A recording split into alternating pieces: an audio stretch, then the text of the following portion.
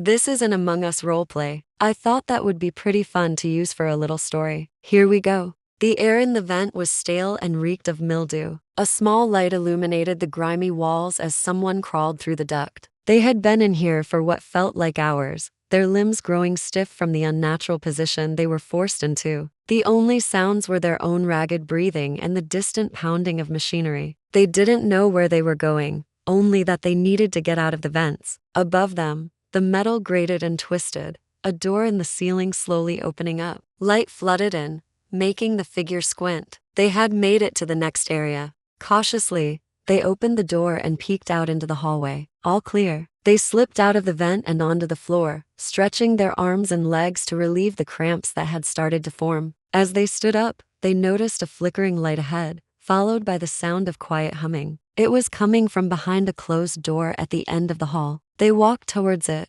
curiosity getting the better of them. What was on the other side? They reached out and pushed the door open, revealing a dimly lit room with a single chair in the middle. And standing in front of the chair was a tall, slender figure. They froze, their eyes widening in surprise. The figure turned, revealing a face that was pale and gaunt, their eyes hollow and dark. The newcomer stumbled back, knocking over a nearby toolbox. The figure in the chair watched with a blank expression before slowly rising from their seat. They walked towards the newcomer, their footsteps echoing in the silence. The newcomer backed away, tripping over their own feet in their haste to get away. They scrambled to their feet and ran, the figure in hot pursuit. They raced down the hallway, past the flickering lights, and through the open door, back to the safety of the vent. They crawled through the narrow space, the sound of the figure close behind them. They could hear their ragged breathing, the pounding of their heart. They risked a glance over their shoulder and gasped. The figure had stopped at the entrance to the vent,